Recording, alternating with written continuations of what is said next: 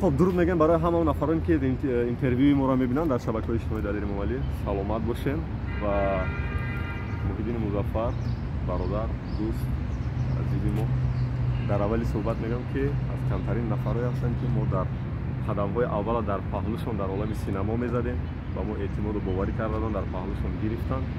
تا یک سال پیشم ما کارهای یکجا داشتیم فیلم‌های مستند و یک بحث اینترنتی من پیدا شد در بعد از تماشای فیلمی از میلیون یک که قهرمانی سیدالله دولت و در موضوع زبان بود که چرا در تاجیکستان یعنی به زبان روسی فیلم نمایی شد. البته جوابا برآمدن در همه جا که این شرطنامه با پرودوسر شده است و بعدا خود که موجودن در یک اینترویوشون در یک مصاحبه کلامشون در یوتیوب گفتن که یعنی از دوبلاژ ناراضی هستند. خب میخوام از همین فهمم که اگر دوبلاژ اوکی میشه درست میشه 100% میشه امکان بود که اونا با زبان تاجیکی برای تماشا نمایشون در تاجیکستان. خب در این برنامه تو باید درود بگویم. خب بس برام درود به همه شنونده های دلیل امام علی. نسبتی صحبت ما آغاز شد نسبتی بیشتر ما وجود از میلیون یکی بیشتر گردنیم که صدامون بلندتر میخواد. بله یکم چیزی که گفتی شرطنامه با پرودوسر یعنی یکم این نیست، یکم زبان اصلی فیلم است. یعنی وقتی که ما فیلم ثبت کردیم و مونتاژ کردیم قسمتی کینوتئاتری فیلم از میلیون یک قریب 80%اش صحنه های بیرون از تاجیکستان شد و در اون صحنه های بیرون از تاجیکستان همه هنرمندا همه اکتورایی که در فیلم کار میکنن با زبان روسی صحبت میکنن. وقتی که من فیلم مونتاژ شد من دیدم که یعنی زبان اصلی ورسی کینوتئاتری فیلم زبانش روسی است و بسیار میخواستم که همون حساسیت و احساسیت درکاری در نخست نمایش باشد. این یک. دویمش یگان قرارداد پرودوسر او بعد است. او یعنی این وی من است، خلاصه من است که باید در همه جا فیلم با زبان اصلیش نخست نمایش شود و در هر کشوری که می شود بعداً با زبان همون کشور و همزمان با زبان روسی با دو زبان بگذار در کینوتئاتر خوب باشد. بعد از نخست نمایش چرا با صحنه برآمده گفتن که یعنی شرطنامه با پرودوسر بود بخشش به زبان روسی نمایش داده شد. بعد از نخست نمایش در دوشنبه بچه‌ها از اونجا اطلاع دادن که همین نخست نمایش تمام شد در دوشنبه برآمده اطلاع دادن که این از روی شرطنامه با پرودوسر به زبان روسی نمایش داده شد. این معلومات غلط بود. کسی که گفته است من نمیدونم کی گفته است این معلومات غلط است. یعنی در این کار خلاصه این فیلم خلاصه نهایی این فیلم در دست من، یعنی من همچون کارگردان از اولین قدم من خودم خلاصه میکردم که باید کجا و چگونه چی ولی زبان اصلی دوبلاژ شد که به هر حال دوبلاژ روسی شد. در زبان اصلی دوبلاژ نشد، زبان اصلی روسی است بعداً دوبلاژ شد و در مسئله اکنون نخست نمایش گفتم اکنون مسئله دوبلاژ میگذاریم. فیلم با زبان ازبکی با زبان قرغیزی و با زبان تاجیکی دوبلاژ شد و این شب روزها الکی با زبان خطایی با زبان انگلیسی الکی کارها برای دوبلاژش رفته شده است. ببینید بحث تاجیکیت من در پریمای افیر من گفته بودم که من تاجیکی که محیدین مظفر میشناسم از ایشان تاجیک و تاجیکتر من دیگه ندیدم، جدی میگم. ولی بازم در پست بعدی تو نوشتید که برای بسیاری هایی که فیلم میبینن توصیه میکنم که حتما با زبان اصلی ببینن. برای چی؟ فیلمی از میلیون یک با زبان تاجیکیش در دوشنبه دوبلاژ شد با دستگیری یک قطار بچه ها و کارگردانی صدای دوبلاژ این فیلم ملاحت عبدالله بود. خیلی کارگردانی مشهور است در دوبلاژ. من در دوبلاژ مثلا یکی از بهترین ها میدونم اپای ملاحت که ویا به حد خدمت بزرگ کردن در روند تاجیکی کنونی فیلم های جهانی خیلی خوب کار کردن. بله ما باید همه کسه تو و من همه کسه تن گیریم که در کشور ما عموما ساحه دوبلاژ رشد کردگی نیست. مثلا من تعظیم میارم به سر همه اون نفرانی که برای ساخته شدن همین فضا تلاش کرده ایستادن، ولی ما باید تن گیریم که 10-12 нафар коргардон ҳунарманди хуби дубляж бо забони тоҷикӣ дорем ки техникаи дубляж доранд ва тамоми филмҳое ки дар тоҷикистон дар телевизионҳои Сафина, Синамо, Тоҷикистон, Баҳористон студияҳои шахсӣ дубляж мешавад, аксаран ҳамин 12 нафар мераванд дубляж мекунанд ва вақте ки филме ки қаҳрамони зиёд дорад, масалан 20 нафар қаҳрамон дорад, бо забони тоҷикӣ мегардонӣ, аллакай филм гум мешавад. Барои он ки 3 маротиба гардондем шумо филма баъди дубляж. Филма аз дубляж 3 маротиба шумо қабул накардед ҳамчун режиссёр ба забони тоҷикӣ. 3 маротиба аз нав 2 маротиба буд ё 3 маротиба буд. Қаҳрамони марказиша ки овоз дод? Қаҳрамони марказиша Неққадам. شما از اکک قدم راضی نبودید که از جمع دوبلاژ راضی نبودید؟ من از همه اون بچه‌هایی که برای ساخته شدن دوبلاژ شدن این فیلم می‌ندارم باید یک چیز فهمیم. دلیل اندیشه من امروز خلاصه من این است که ما نادرست انتخاب کردیم صدای، نه اینکه هنرمند نادرست آواز داد. نمیتونید که بعد دوبار صدا را عوض کنید؟ نه، من وقتم نبود. شما در همه دوبلاژها از روی تجربه خودتان حضور می آوردین و در فیلم دو هم حضور آوردین. من دیدم چرا در این فیلم نایستید؟ برای اون که در مدتی که فیلم از میلیون یک به زبان تاجیکی دوبلاژ میشد من با کارهای دیپلمی هم مشغول بودم در فیلم دو و دستم نرسید. برای همینم پای ملاحظه بسیار خواهش کردم که همین چیز به کمک کنم. لیکن یگان من فکر میکنم دلیر از این چیز فاجعه ساختن در کار نیست. این یک میدونی این یک مثل یک پروسس ایجادی است. این شب روزا من تصمیم گرفتم که این چیزا همین قهرمان مرکزی و چند جزئیاتش از نو با آواز دیگر نفر دوبلاژ میکنم و این معنی آن ندارد که یک بار دیگر به گوش تو و آنهایی که با عقیده تو راضی‌اند میرسونم که این معنی آن ندارد که مثلا اکای نقدم به هنر باشد. نه، او با هنر است، او با استعداد است، این یگان شبهه نیست، ولی به همین ابراز نشید. این انتخاب نادرستی من است. قهرمان نوبتیتون کی است؟ آواز نوبتیتون کوفته استودم. کوفته استودم.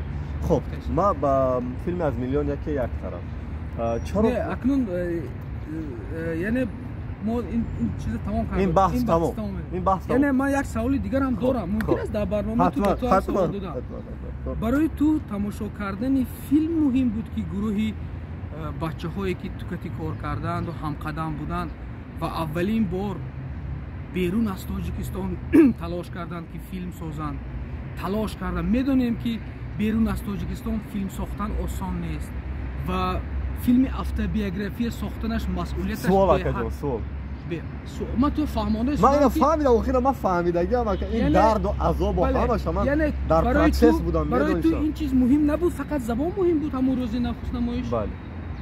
اگر یعنی تو به کارگردانی، اکتیوری، مهنت هیچ چیز در پیش زبان. من میدونم که این فیلم بعدا من اگر خواهم میبینم، من هنر اکتور رو دیدن خواهم، کارگردان یا زحمت همکسب و برادرام دیدن خواهم بعدا میبینم. ولی اون روز که در دوشنبه در پایتخت تاجیکستان که از معرفی فیلمنامه و فیلم حتی در کوچه شهر به زبان تاجیکی شروع شد، شروع ولوله تا برآمد خود قهرمان به زبان تاجیکی به این قدر دعواش از تاجیکی فیلم به زبان روسی شروع. من خیلی با افتخار در تالار نشسته بودم همون روز که تاجیکای ما در این سطح و نهایت فیلم به زبان. یعنی برای تو این فیلمی که این بچه‌هایی که در کجاهای قرصک‌های زیاد گرفته آمدن و معرفی کرده آمدن تاجیکستان و سینمای تاجیک هیچ چیز است در پیش. یعنی به فکر تو اینا به وطندار نیستن. وطندار اصیلن ولی در تاجیکستان برای بیننده 99% تالار باید فیلم به زبان تاجیک. این عقیده تو است. این عقیده من. شما جوابتون رو دادید این جواب و در این روند تو حق داری که حقارت کنی پرودوسر فیلم که برای ساخته شدن همین بچه‌ها چقدر خدمت بزرگ کرد. خدا به حق می‌تونیم بیاید به بحث بچه‌ها گذاریم.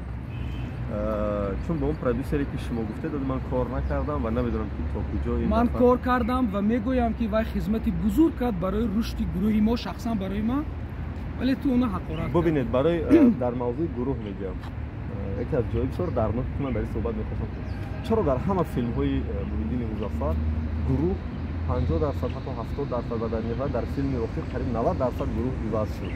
چرا این خیال است؟ نه این گپات نادرست است 50% 70% عوض نمیشد گروه همون گروه هست که میموند و همون گروه هست که خواهش کنند میتوند. ببینید نه در فیلمی از میلیونکی از گروه های اولی فیلم فقط تیمور بود و نوروز بود و بختیوار از فیلم هایی که اولی که یک جای کار میکردیم دیگه همه نو شده. این انتخاب هر کس است دلیل من نمیتونم که توی مجبوری با گروه هم پیوست کنم و توی گویم که بیا این انتخاب هر کس است. یکی از برادرای بسیار نزدیک شما فرهاد جان که شما از دوره مکتبی در تئاتر یک جای کلام شده و دیگه در گروه شما نیست. سببش چیست؟ سببش رفته از فرهاد جان میپرسید. شما نمی‌دونید. من میگویم که میدونید در یک جایی کار کردن این انتخاب هر کس است. اون نمیتونی از من اگر سببش گویم شاید من محکوم میکنم یگان نفر. یعنی یک طرفه میشه؟ من بله من اندیشه دارم من احترام دارم با انتخاب و اندیشه هر کس با مستقلیتی که هر کس کسی که فکر میکند که در همینجا باشد در همینجا میشه کسی که فکر میکند که مستقل باشد مستقل باشد و مهمتر همین است که خداوند با همه کار برای کارش هم موفق شود. رفتن فرهاد از شما به یگان کانفلیکت بود همچون آرام رفت به یگان واقعه‌ای شد که بعد جدا شد چون این جدایی شما را گروهی جوانایی در کشورمان با آسانی قبول نکردن. من فکر نمیکنم که ما جدا شده باشیم. اندیشه غلط است. یعنی با هم میبینیم با یکدیگر کار ایجادی کردیم. میبینیم و کار ایجادی میکنیم. مثلا چی بود آخرین کار ایجادی شما؟ نه ما آخرین کار ایجادی ما بعد از که نسوده رفتن البته و مرگ سکو خوری عمل. بله ولی من فکر نمیکنم که این چیزا باید ما جدایی کنیم و رفتن کنیم. این چیزا هست که هر کس برای جستجوی خودش رفت و خب اگر سکوره گردد باز با هم آشناست اینا با میپیان چیزی وای نداره. غیرت کو پیشتر رفت. یعنی من در این چیزهایی که تو حاضر نامبر کرده استودی فوجیه نمیبینم. فهمم من میخوام فقط جواب بگیرم شما انتخاب دارین که فوجیه قبول دارین. غیرت کو چرا بر وقت رفت این گروه؟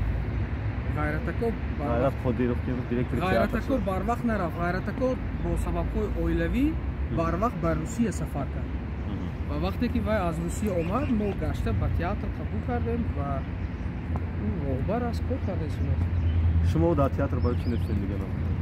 در تئاتر برای اون نیستم که من چند سال اخیر برای آموزش کینو مشغول هستم و سینما رفتم و خطا است وقتی میگویی که از تئاتر در تئاتر نیستی و از تئاتر رفتی. من در تئاتر هستم همه وقت و از تئاتر نرفتم. نه ولی در نمایش‌های 3 سال اخیر دیگه نمی‌بینید. آخر من 2 سال اخیر دانشگاه خواندم. 2 سال اخیر با سینما مشغول بودم. یعنی این چیزایی که من گویا از کجای رفتم یا کسی از من گویا رفته است این چیزایی هستند که نقطه‌وی نیستند. یک چیز احساس نمی‌کنید که می‌بینید در اطراف فکر نکنید که چرا فرهاد چرا غیرت چرا حسین چرا دلوشو دیگه با شما نیست. نفرایی که قدم اول در کینو یک جا سر کرده بود. نه من خیلی فکر نمی‌کنی. نه فکر میکنی ولی مثلا انتخاب هر کس خودش است. دلیل این چیزی یک معمولی هست. یک کس میخواهد که امروز در اینجا باشد یک کس میخواهد که در اونجا باشد پگاه. من اوضاع در برای این چیز جزئیاتش نقد کردن نمیتونم. برای چی؟ جزئیاتش ریشش همین است که هر کس انتخاب دارد. مثلا تو به یک کسی معطل هستی تو به یک کسی دیگر معطل نیستی. این چیزی معمولی است. یعنی من از این چیز برای خودم فوجیه نمیسازم. این که در گروه هاتون آدمای بسیار مهم از دست دادن فوجیه نیست برای خود؟ نه بسیار آدمای از دست ندادم من. یعنی نیستن دیگه 3 سال اخیر در کمانده شما و شما با بچه‌ها از نو گرفته تربیت کرده است و خوف این است که شاید با اینا با برا نگم. من خلاصه کرده استودم که هر کس خودش راه خودش انتخاب کند و خودش مستقل خودش گیرد. من دیگر یگان وقت گفته نمیتونم این چیز. من گفته نمیتونم که مثلا تو درباره من است یا برای چی تو از من رفتی. ولی ایدئولوژی که محمد مظفر در مغزش دائم میپرورید و زیر این شعار ما همیشه در میدان نوار بودیم، یعنی در پهلوی هم ایستادن مثل یک کمانده. این چیزا دیگه چی شد؟ گم شد از شما؟ میدونید دلیل نه در من گم نشده است. این در همیشه در من است. سبب‌های اولیوی هست، مادی است. تو خودت یادت هست که تو چخیل همه چیز گذاشته با کنی بودام رفتی، درست؟ بله. 8 ماه 9 ماه اونجا بودم. بله. تو چخیل گرسنگی ها کشیدی، یادت هست؟ بله. یعنی میدونی در یک گروه تأسیس داده زندگی همه گروه ها تامین کردن کار آسان نیست و این چیزا بیشتر جنبه های مالی است. رفتن بچه ها جنبه های مالی است که مثلا تامین کردن نمیتوانی، تامین نمیشود. یعنی مکانیزمی همون کارگاه درست نمیشود. هر کس کار خودش به طور باید شاید کرده نمیتواند.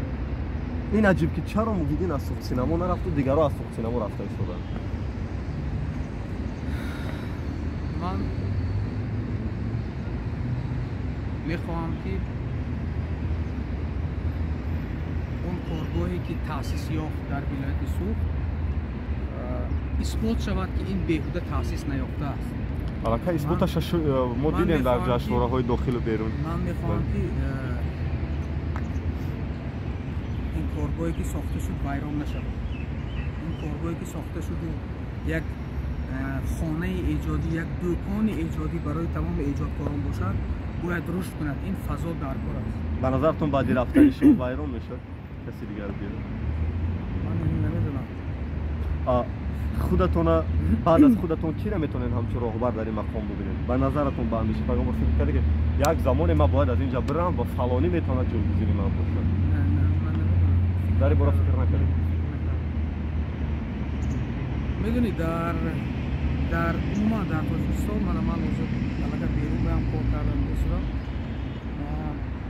ساحه ما به حد ساحه وزنین است. برای اون که در ساحه در کشور ما در ساحه سینمای ما پرودیوسری کسبی نیست. ساحه ساخته شده نیست، متخصصای کسبی نیستن و تربیت نیافته شدن. یا تو میشناسی یک پرودیوسری کسبی هست؟ یک که طبیعت حرفی پیش میشناسه پرودیوسری؟ نه، مثلا اسماعیل زیبایی را ندیده گرفتن گناه هست، ولی یک نفر است آخه. اسماعیل زیبایی فقط تنها است. من نمیدونم که پرودیوسر مکتب پرودیوسری خوانده اومده. یکی از ریشه های فراخوانده شدن گروه همین است که یک نفری که تدارکاتی کند، یعنی ادمنستراتیوی کند، اداره کند این چیزا نیست. ذهن من همیشه با کار ایجادی بند. خطای شما همین نبود که شما دیرکتوری کیناستودیو تعیین شدید؟ شما باید همچین کارگردان میشدید. بله شاید خطاگی بود ولی نفر دیگری نبود که همین کارا کنه. به نظرتون همون دوره ببینید گفته که نفر نیست، ولی میبینم که اکای اوسیم همون دوره خیلی صاحب نام بود در ولایت سوخت و تجربه سرمحرری یعنی راهبر اداره بودن. نمیشه که اکای اوسیم باشه شما چون رئیس کار دوام کنید. این چیز در ذهن بود قبول نشد. یعنی از طرف ولایت قبول نشد نامزدی؟ یکم از طرف ولایت بعدا اصلی جانب اوسیم جان وقتی که آخرای سالهای 2000 چند بود 2017 18 بود. این چیزایی هستن که بحثی هم، این چیزایی هستن که لیکن مهمش همین است که مکانیزمی کار نفری که از درون همین چیزا همیشه حاضر من نمیبینم نفری که همه چیزا فهمد و همه چیزا درست کنه. یعنی اون در زبان عادی ما چی میگیم نامشه کارهای تدارکاتی، ادمنستراتیوی، منیجری. بحثی بسیاری رفتن بچه‌ها را گفتید که بحث مالی هم هست. بله. کدوم مالی را در نظر داشتید؟ وقت میشه که مبلغ‌ها درست تقسیم نمیشد؟ نه بحث مالی یعنی زمینه اقتصادی خوب نداشتن گروه. مثلا فیلمی که میسازی فیلم پولش کار کرده نمیتوند، خراجاتی درست خودش پوشانده نمیتواند و خیلی نفرایی که کار میکنن معاش درست گرفتن نمیتونن. یعنی این چیزی هست که با همون ساحه راهبراش علاقه‌مند است. در مجموع است، این در یک لایحه نیست. در مجموع اگر در مجموع گیری اگر همه کار خودش درست داند و مثلا ما چی میگوید فیلم بودجه‌اش کلام باشد و مالیش باشد، اگر فکر میکنم این کنج به آمده نمیرسید. ولی اینم یک نقطه نظر است. تقدیر آینده گروه سوخت سینما چی میشه؟ تقدیر آینده اون گروهی که یک 5 سال کار کرد و اکنون گروهی نو اومده چی میشه؟ تقدیر آینده سوخت سینما حکومت ولایت سوخت حل میکنه. من از جانب خودم تمام وجودم که چقدری که میتوانستم کار کرده آمدم و کار کرده ایستادم. من ذهن ایجادی دارم، من ایجادکارم، با تمام وجودم میخواهم که فیلم خوب ساخته شود، فیلم ساخته شود که سرحد شکن باشد، فیلم باشد که معرفی کند تاجیکستان، فیلم زنده باشد. من تمام وجودم که از اولین روز و تا این روز تلاش دارم که فیلم خوب ساخته شود. ذهن من آدم نمیتواند یک خودش همه کار اجرا کنه. تقدیر آینده سوخت سینما در دست راهبریت حکومت ولایت سوخت، در دست حکومت جمهوری تاجیکستان است. ببینید شما در مورد فیلم خوب ساختن میگید، به نظر شما فیلم خوب کارگردان میسازد یا گروه؟ اول کارگردان بعد گروه. اول باید کارگردان ایده خوب، سناریو خوب، کارگردانی خوب داشته باشد، بعد گروه. یک سوال من در فیلم تئاتر کنی بودم دادم که بعداً قایچی شد، ولی اینجا میخوام که این قایچی نشد. شما را کارگردان دیکتاتور میگن در صحنه هم در فیلم هم. تا کجا خودتون به این چیز راضی؟ یعنی بسیار میخواین که همه چیز از گفتش باشه.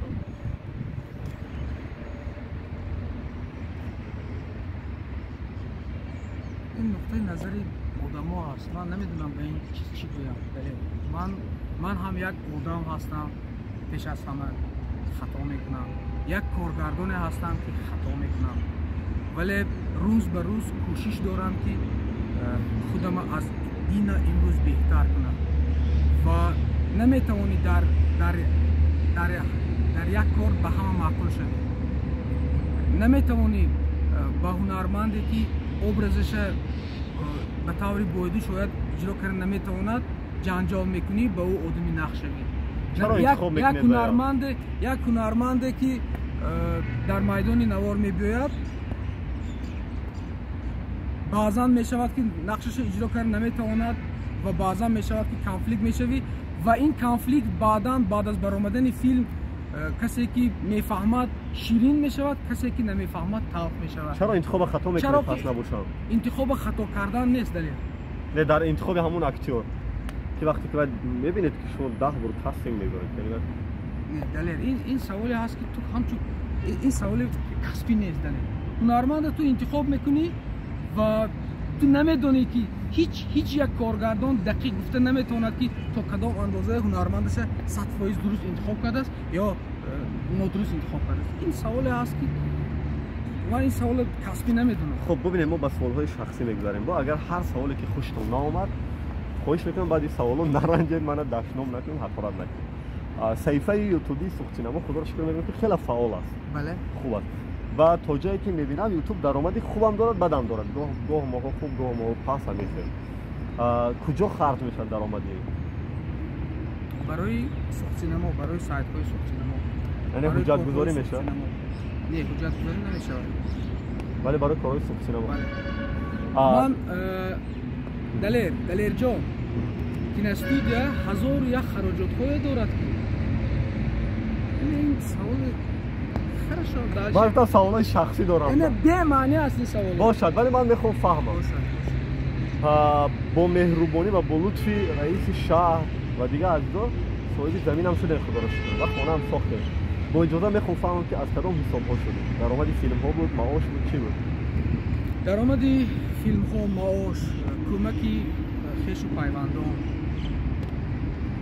در پهلوی شما فرهاد جان هم خانه و زمین داشت، ولی تا جایی که من فهمیدم آخرام با سفر کردم کنی برو خانه‌ش نساخته است. نمیدونید برای چی؟ دریا جان سوال من نمیدونم. نپرسیدید. من از کجا میدونم که حوض دکسه تو چند پول است؟ یا تو میدونی دکسه من چند پول است؟ دانستن میخوایی؟ نه. همین چیز پروژه شده که دکسه مننده چند پول است دانستن میخوایی؟ نخواهیم جواب ندید تمام. اوپلی که موهیدی چرا BMW و لکسوس نشد توی وقت نمیشه؟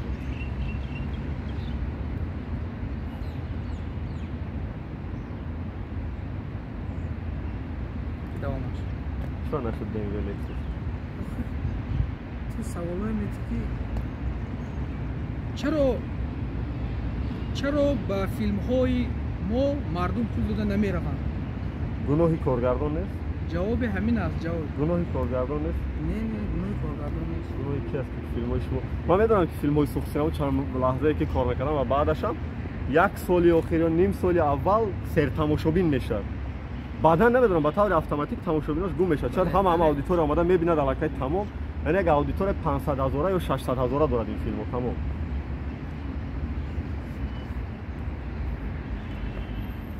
خلاص نمیتونیم فکر نه جوابش معلوم است که مردم با کینوتئاتر نمیاد این ساحه ساخته شدگی نیست یگان فیلم‌های ما حالی خودش مثلا خرجش نپوشانده است در مرکز ولایت سوق یک آشخانه به شکل کینوتئاتر گذاشته بود و این شب روز فعال نیست نه ما برای آن که 2 سال آخر پورا به ایجادیات مشغولیم میدونیم ما گروهی کاری ما گروهی ایجادی شده ما یعنی گروهی استحصال شده است گروهی فروش نیست ولی ما چند پیشنهادهای خیلی جدی داریم با حکومت ولایت و صحبت داریم که باید از سال 2022 تقدیر این کارگاه و این گروه باید عوض شود. آفیسی کاری سوخت سینما در یک اجاره خانه بود چه شکلی تقدیر داد؟ آفیسی کاری سوخت سینما در شهر کنگودان در کانتی کنگودان است. یک اجاره خانه در مرکز ولایت داشت. ما 2 سال آخر پورا به ایجادیات مشغول بودیم. ما ثبت مشغول بودیم. ما نمیتونستیم خراجات‌های زیادی در شهر کنگودان بدیم. سید مراد دولتوف گفت که یعنی ما موحدین مبلغ گذاری کردیم برای درجه خواندن تا کجا واقعیت دارد با دستگیری سید مراد دولتوف ما درجه خواندن تا همینجا مبلغ گذاری هم نکرد ولی کسای ولی احدوف مبلغ بله با فکرتون یگان زمانی هست که بچه‌ها این خلا برگردانه اینو که برای دیگه خیر کردن اینا برای دستگیری بله برای دستگیری خب فیلم دو باید نمایش شود دقیق کی؟ نامعلوم ولی تا آخر سال گفتیم نه نامعلوم شاید سال آینده میگی سال آینده آخر سالش نامعلوم سفرهای چند سال آخری مدیر مظفر خیلی زیاد شد خوشبختانه به خارج از کشور چرا از هیئت کاری سوخت سینما دیگران نه ولی زیادتر شما خب در وقتی فیلم نواربرداری نمیگم در دیگر حالات زیاد شما سفر مثلا در کدام حالت‌ها بله خب در مثلا وقتی صداگذاری در وقتی انتخاب اکتور در وقتی اشتراک در فستیوال اینجا فستیوال هم نبود فستیوال سال آخر نبود ولی فستیوال ها هم یک نفر دعوت میکنند و این سفرهای کاری که صداگذاری بود به یک نفر مربوط بود یعنی از گروه کاری هیچ کس دیگه نمیتونه باید شما میره بله ولی 5 نفر بسیار آدم مهمه در سوخت سینما بودیم 5 آدم کلیدی سوخت سینما که من اول میدونستم که شما اکای وسیم دلوشو فراد جان خب چند نفر دیگر بودن که آدمای مهم بودن ولی کی هستن آدمای مهم ظریف جان فرزانه فریدون داداخان اسکندر میتونم اختصاصشون رو فهمم ظریف جان چیکارن از روی شتات بود منتجار خوب دیدیم فرزانه کدوم فرزانه که دیزاینر است و بله خوب سیوم داداخان تکنیک اسکندر یاوری کارگردان فریدون کارهای تدارکاتی فهمو در مسئله تدوینگر نامی ظریف جان گفتید ولی فیلم‌های شما را چند سال اخیر فقط ولایت سلطانی منتج شده در مسکو شده چرا این نفر نمی‌تونه این نفر آماده شده است شما نمیترسید که یک متخصص با آماده میکنید مثل متخصص قبلیتون میره من اصلا چی نمیترسم برای اونکه هر کسی که میره باز همون کارهایی که میکند یاد گرفته است همون ادامه میدهد و در اونجا ما هم سهم داریم از چی میترسید از اون گپ از اون که گاه شما را سخت انتخاب میکنن در شبکه‌های اجتماعی و یک بلاگر هم بود که اونقدر خوب حرفوی تحلیل نکرد ولی کرد این کارا نامش دادم نیست در اینستاگرام و در این مورد ما یک صحبت اولیدم داشتیم شما چرا زود عکس العمل نشون میدید با این فیلم من یگان کس زود عکس العمل نشون نمیدم من یک نفری که مرا تحقیر کرد من نوشتم دیگر چیزایی که هر کجا به هر چی می‌نویسن من راستیگه وقت ندارم من از همین فیسبوک 2 سال پیش دست کشیده بودم من همین برای معرفی فیلم از میلیونر که با پیوست شدم وگرنه من جای خودم در فیسبوک نمیبینم جای من باید در میدان نوا در کارهای ایجادی باشم اون گپ‌هایی که فکر میکنید در فیسبوک میذاره فکر میکنید که همه ҳама беҳтарин, ҳама донишманд ҳамин аз фейсбук берун мекунӣ калата ки ҳеч нест. барои ҳамин ман ин чизҳоро аҳамият намедиҳам. شما پیش از ثبت گفتید که من دیگه سخن نمیکنم، خسته شدم از گپ دادن. ولی از گپ تو از گپ مونده نشدی دله؟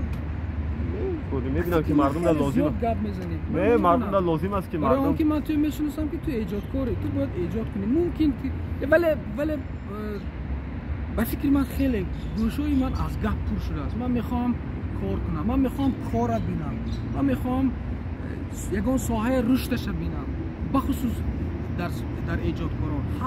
همه گپ زن. من نان ژورنالیستی که میخورم، البته کینو برای من نان داده است ولی خیلی کم. من نان ژورنالیستی که میخورم و یک ژورنالیست باید در ارتباط باشد، باید گپ زند، باید وضعیت رو بفهمد. یک ژورنالیست کار میکنه.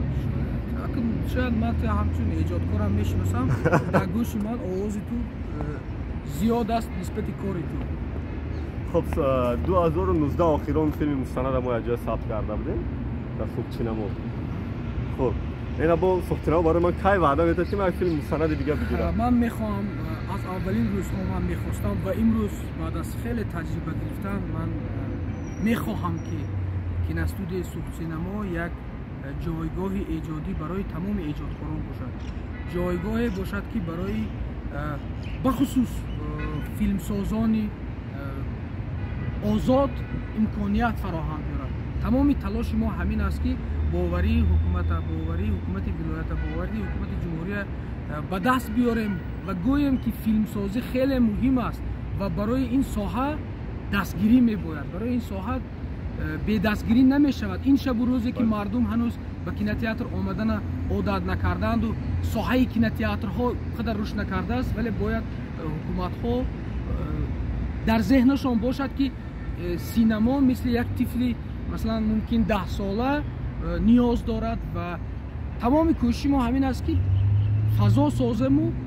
مثلا من به گفته تو من در ذهنم بود که در سال 2022 باید حتما یک امکانیت برای تو فراهم بیاریم و تو اینکه تو یک کاری دیگر کرده توانی و مثل تو دیگر بچه‌های هم در ذهنم هست که میخوام که در سال 2022 با بعضی تکنیکی و مالی دستگیری سوخت سینما کار ساخته شود. قسمت دوم است. فقط اگر خواستیم صحبت دام بدیم، اگر خسته شدیم بس میکنم، ولی سوالهای من زیاد است. برای که ما الکی 32 دقیقه شد، من خواستم که قسمت یکم 30 دقیقه باشد و اگر اگر مونی خسته شد نمیگیم بس کنیم. من خسته نمیشم. ولی گفتم که گپ زنی خسته از گپ زنی خسته میشم ولی خسته نمیشم. از این بحث ولی بگو تختم بی‌معنی بعض سوال‌ها. من خسته نمیشم. خب پس نوشم قسمت دوم رو شروع میکنیم. اینجا دیگه خیر خوش نکنیم، قسمت دوم حتما تماشا کنیم.